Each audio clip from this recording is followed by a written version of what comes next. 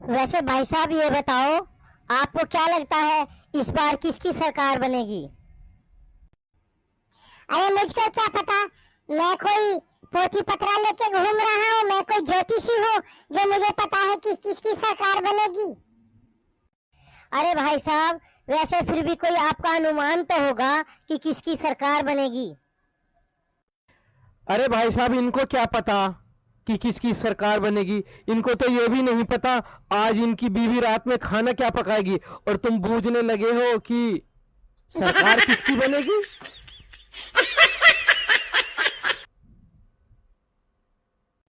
तुम झांकने लगते हो हमारे घर में, तुम झांकने लगते हो हमारे घर में। अरे नहीं नहीं, बात मत बढ़ाओ। नहीं, तुम झांकने लगते हो हमारे घर में। हाँ, तुम महाभारत के संजय हो गए हो जो वहीं से बैठे बैठे देख लेते हो कि हमारी बीवी क्या बनाती है, या तुम अपने घर में देख लेते हो तुम्हारी बीवी घर में क्या बनाती है। यहीं से बैठे बैठे बताओ तुम्हारी बीवी घर में क्या बना रही है, जल्दी बताओ। हम पूछ रहे हैं सरकार किसकी बनेगी, तुम दोनों झल्ला रहे हो। एक कह रहा है इन्हें नहीं पता किसकी बनेगी, एक उसके किचन में घुसे जा रहा है, एक बोल रहा है इसे दुनिया जहान की कोई बात नहीं पता। अरे तुम फालतू की बातें दोनों क्या क्यों कर रहे हो? अगर मेरे किचन में चलेंगे तो कान पे खींच के मारूंगा। अगर मैंने अपने घर के दरवाजे के भी सामने इसको खड़ा हुआ देख लिया तो मैं इसको जूते से मारूंगा।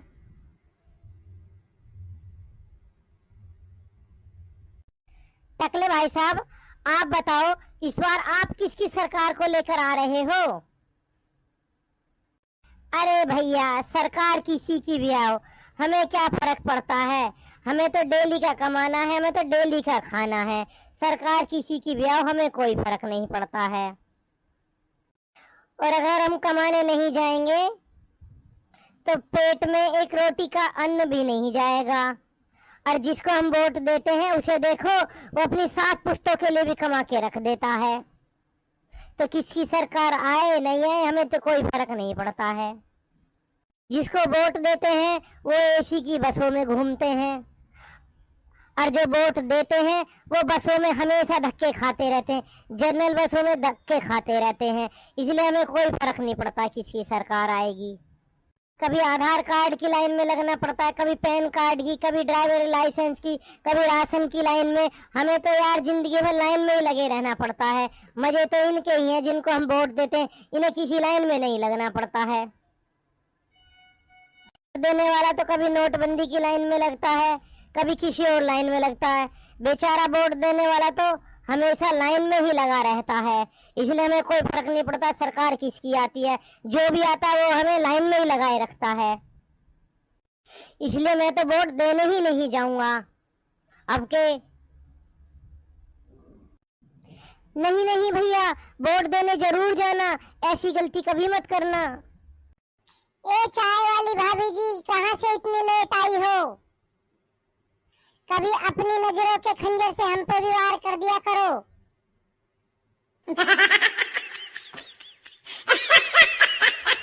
मेरी सैंडल देखे हो? जब सर पे पड़ेगी गंजे हो जाओगे। इसी सैंडल से वार करूं क्या तुम्हारे ऊपर?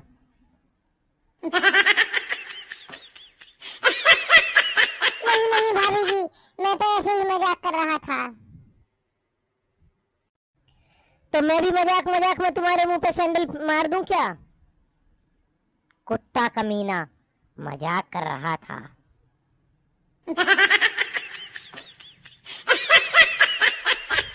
नहीं नहीं, ज्यादा मत बोलो, भाभी तो बहुत डेंजर हैं। अरे भाभी जी, आप नाराज मत होइए।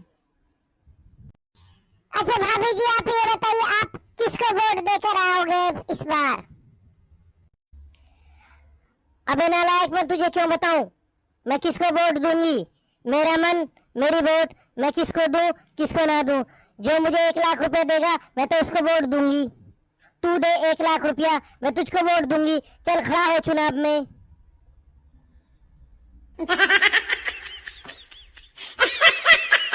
अरे बता, तू कौन सी पार्टी का दलाल है जो मुझसे बूझने है किसको वोट दे? अरे मुझे अगर काम से फुर्सत मिलेगी तो मैं वोट देने जाऊंगी, नहीं तो नहीं दूंगी।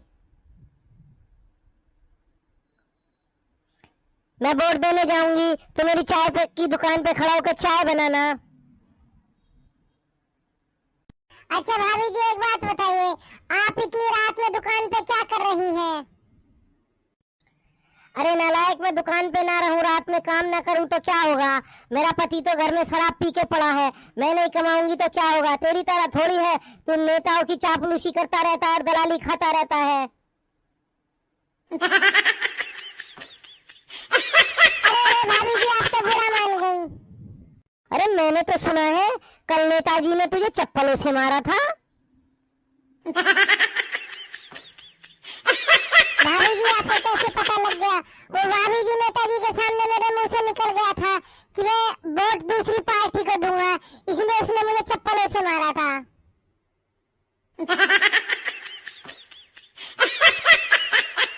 तुम हो भी चप्पलों से पिटने के लायक। भाभी जी आप एक बात बताइए, आप कोयले की भट्टी पर चाय क्यों बनाती हो? सरकार ने तो आपको गैस दी है। ये ससुर की नाती, गैस दी है, गैस भराने के लिए पैसा भी तो चाहिए। 2000 रुपए का सिलेंडर है, इतने रुपए की चाय नहीं बिकती, उससे ज्यादा रुपए का तो सिलेंडर भर जाता है। और जो हमें 5 किलो राशन मिल रहा है उससे ज्यादा की तो हमारी गैस हो जाती है, हमें राशन मिलने का कोई फायदा नहीं हो रहा है। बोलते हैं कि भट्टी पे चाय क्यों बनाती हो?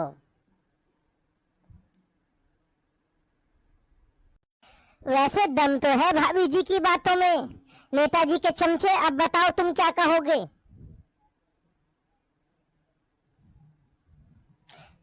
₹5 किलो का गेहूं, ₹5 किलो का चावल को 2000 रुपए के सिलेंडर पे कैसे पकाएं? जल्दी बताओ नेताजी के चमचे।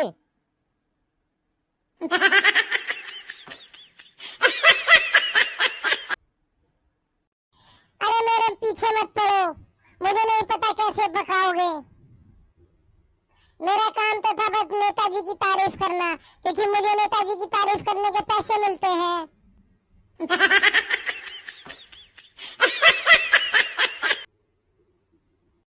वैसे दम तो बहुत है भाभी जी की बातों में।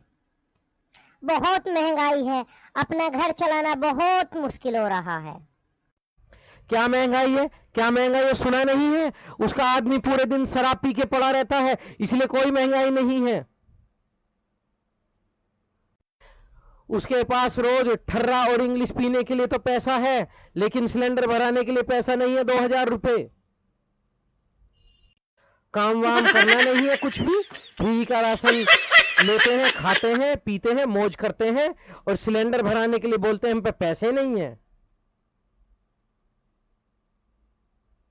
अरे टोपे वाले भाई साहब, आप बहुत भाषण दे रहे हैं कि महंगाई नहीं है, महंगाई नहीं है।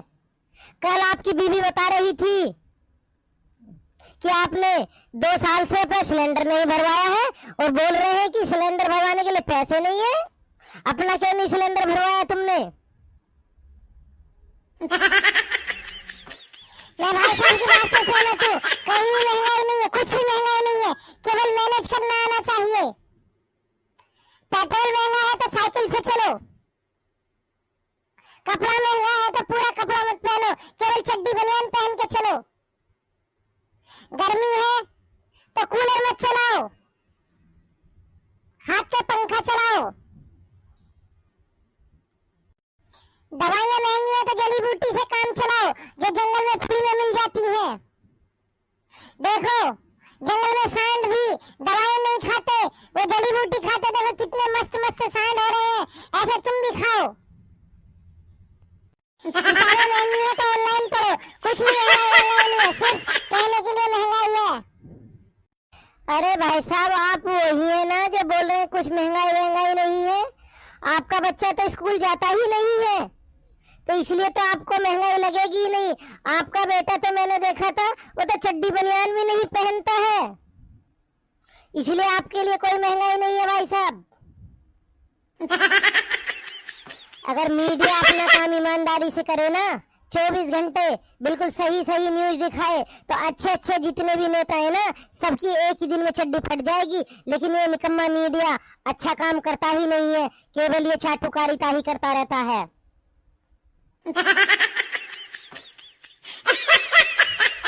भाई साहब एक बात पूछूं, अगर वो नेता चड्डी ना पहना हो तो क्या होगा?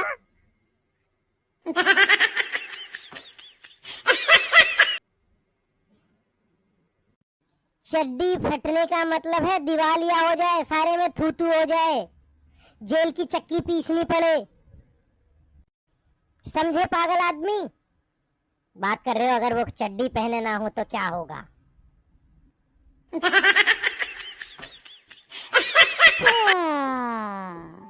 जल्दी बताओ जल्दी बताओ, ये हवाई फायरिंग किसने किया है? इतनी दुर्गंध उड़ रही है, हवाई फायरिंग किसने किया है? मेरी तरफ मत देखो, मैंने नहीं की है। मेरी तरफ भी मत देखो, मैंने भी हवाई फायरिंग नहीं की है।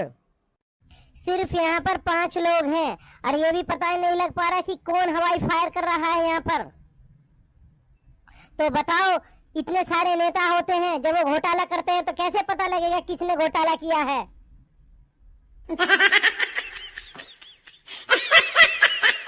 एक बात और बताओ, जब हम 5 लोगों के बीच में हम ये पता नहीं लगा पा रहे हैं किसने गंदी हवाई फायर की है, कौन मूली के पराठे खा के गंदी गंदी गैस छोड़ रहा है, तो एक बात बताओ, 150 करोड़ जो भारतीय हैं उनका हम कैसे बता सकते हो किसकी सरकार बना रहे हैं? बात करते हैं किसकी सरकार बनेगी।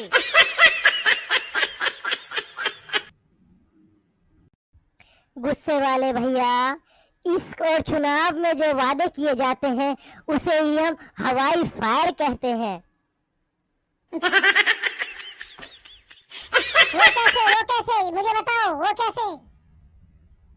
गुस्से वाले भैया, इश्क में और चुनाव में जो वादे किए जाते हैं वो कभी पूरे नहीं किए जाते हैं, इसलिए उन्हें हवाई फायर कहते हैं।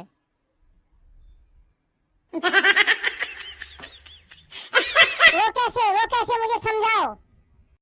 समझो तो, इश्क में मजनू कहता है लैला से, मैं तेरे लिए चांद तारे तोड़ लाऊंगा। क्या कभी आज तक वो तोड़ के लाया?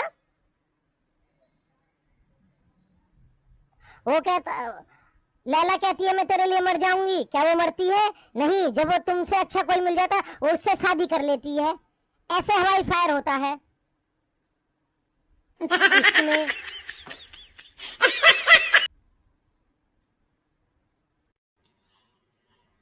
इश्क में तो हवाई फायर समझ में आ गया। बताओ, चुनाव में नेताजी कैसे कैसे हवाई फायर करते हैं मुझे समझ में नहीं आया, मुझे समझाओ, जल्दी समझाओ। समझो गुस्से वाले भैया, नेताजी कहते हैं मैं 15 लाख रुपए दूंगा, दिए। 2 करोड़ नौकरी दूंगा, दिए। काला धन वापिस आएगा, दिया। सबको घर घर जाके नौकरी देंगे, दिया। नहीं भाई साहब, वो तो कुछ नहीं मिला। गुस्सा वाले भैया, इसे ही कहते हैं हवाई फायर।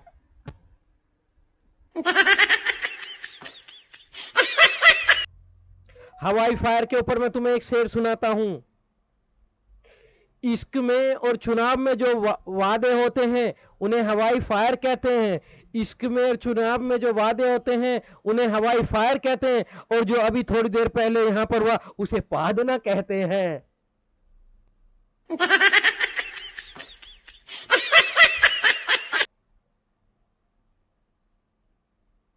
इन्हें देखो, इन्हें तो अलग ही धुन सवार रहता है। देखो, ये उल्टी सीधी बात कर रहे हैं, पता नहीं कौन सी दुनिया में जाकर एक गांजा फूंक कर बैठे हैं। नहीं नहीं नहीं, मैं तो मजाक कर रहा था। नहीं बेटा, तुम ज्ञान फैलते रहो। अगर हम तुम्हें फेल दिए तो छठी का दूध याद तुम्हें दिला देंगे। जब तक मैं गुस्सा कंट्रोल करके बैठा हूं, फेल लो जितना ज्ञान फैलना है। अगर मेरा गुस्सा कंट्रोल से बाहर हो गया तब बताऊंगा। भैया, मैं तो आज तक कभी छठी का दूध पिए ही नहीं हूँ।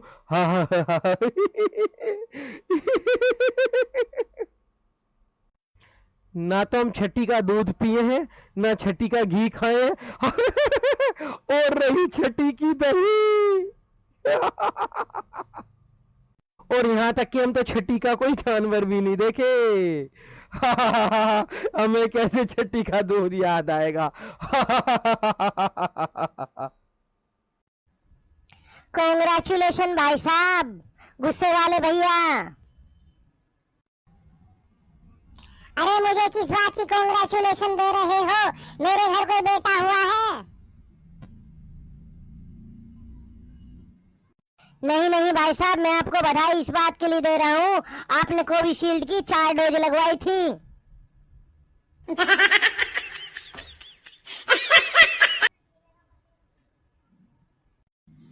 हाँ तो क्या हो गया? 4 डोज लगवाई थी तो क्या हो गया? जो लगवाई थी। अरे गुस्से वाले भैया, मैं तो आपको इसलिए बधाई दे रहा हूँ क्योंकि अब आपको यमराज से मिलने के चांस बहुत ज्यादा बढ़ गए हैं।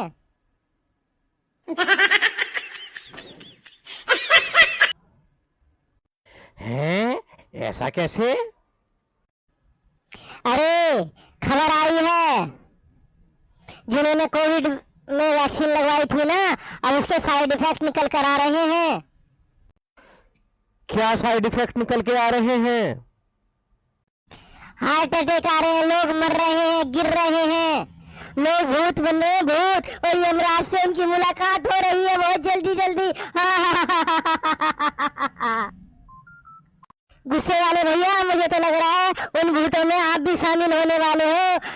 मेरी तरफ से बहुत बहुत बधाई हो। अरे मैंने तो कोरोना काल में कोई वैक्सीन नहीं लगवाई थी, मैं तो कोरोना वोरोना मानता ही नहीं हूँ। गुस्से वाले भैया तो 4 डोज लिए बैठे गारंटी के साथ, इनका तो यमराज से मिलने का टिकट कट चुका है। इसीलिए कहते हैं भाई साहब, आंख बंद करके किसी पे भी भरोसा मत करो। अरे मैंने तो आँख खोल कर देखा था सीसी पर, मैंने आँख बंद करके नहीं लगवाई थी। बात करते हो? टकले भैया, एक बात बताओ, अब की बार तुम किसको वोट दोगे? जो मुझे 10,000 रुपए दे नगद, एक अड्ढे का जुगाड़ कर दे और एक मुर्गे का जुगाड़ कर दे, मैं तो उसको वोट दूंगा। अब वो कोई भी हो, मैं तो उसी को वोट दूंगा। मेरे पास वो आए और ये सामान मुझे दे और मेरी वोट लेकर वो चला जाए। इसी तरह के लोग हैं जो देश को गड्ढे में डुबोते हैं, शराब पी पी के। अरे भैया, तुमने भी तो देश को गड्ढे में डुबोया है, 4 कोविशील्ड की वैक्सीन लगवा के। अरे खड़े बाल वाले, मेरे ज्यादा मजे मत ले। जल्दी लाओ जल्दी लाओ, मुर्गा बोतल 10,000 रुपए लाओ और मेरा वोट ले जाओ। अरे इसी तरह के निकम्मे लोग हैं जो पी पी कर पैसे ले लेकर वोट देते हैं और देश को गड्ढे में डालते हैं, फिर कहते हैं महंगाई है महंगाई है महंगाई है, फिर चीखते रहते हैं महंगाई है महंगाई है। अनपढ़ गधा आदमी, पढ़ा लिखा होता सब समझता देश का विकास कैसे करना है, पी पी के वोट देता है गधा। तुम तो पढ़े लिखे हो ना, बताओ जल्दी बताओ जल्दी, तुमने पढ़ लिख कर क्या उखाड़ लिया? तुमने पढ़े लिखे होने से क्या उखाड़ लिया? बताओ, देश में तुमने क्या किया है? बताओ जल्दी बताओ जल्दी बताओ। हम जैसे अनपढ़ों के पास तो तुम ही आते हो, उसको ही वोट देना उसको ही वोट देना, नेता की चमचागिरी करते हो, और तुम ही आते हो, एक बोतल ले लो, पौवा ले लो, पैसे ले लो और वोट हमें दे दो। तो सोच लिया है जिससे हमारा मतलब निकलेगा हम उसी को वोट देंगे। मतलब ही है, सब मतलब से मतलब रखते हैं और मुझको कहते हो कि दारू में बिक गया, 10,000 रुपए में बिक गया। अरे नालायक, तू ही तो लेकर आया था पिछले हफ्ते 10,000 रुपए पौवा, एक मुर्गा, तब तो नहीं कहा तूने? यहाँ पर सब बिकते हैं, कोई जात के नाम पर, कोई धर्म के नाम पर, कोई वोट के नाम पर, कोई किसी और नाम पर, सब बिकते हैं यहाँ पर। कौन ऐसा जो नहीं बिकता है? अगर मैं वोट के लिए बिक गया तो क्या हो गया? अरे मेरे पौवे का तो जुगाड़ हो गया। तू तो ऐसे बोल रहा है कि अनपढ़ों के वोट देने से देश गड्ढे में गया, जैसे मेरे वोट देने से ही महंगाई बढ़ी है, मेरे वोट देने से ईडी के छापे पड़ रहे हैं, मेरे वोट देने से ही सीबीआई के छापे पड़ रहे हैं। अरे तू तो मेरे पीछे ऐसे पड़ गया है। सबको अपने से मतलब होता है। जो सरकार वर्तमान में है, उसका भी, जो विपक्ष में है उसका भी, सबको अपने से मतलब है। किसी और से कोई मतलब नहीं है, समझ गया तू? अपना खाना कमाना होता है। लेकिन तुझे क्या पता, तू तो नेताओं की चाटुकारी करता है, इसलिए तुझे पैसे मिल जाते हैं। तुझे क्या पता एक पौवे के पैसे कमाने में कितना दर्द होता है। अरे ये भाई साहब ठीक कहते हैं।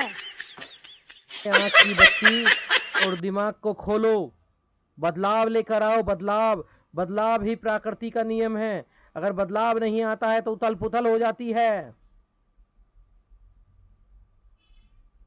वो कैसी उथल पुथल भाई साहब?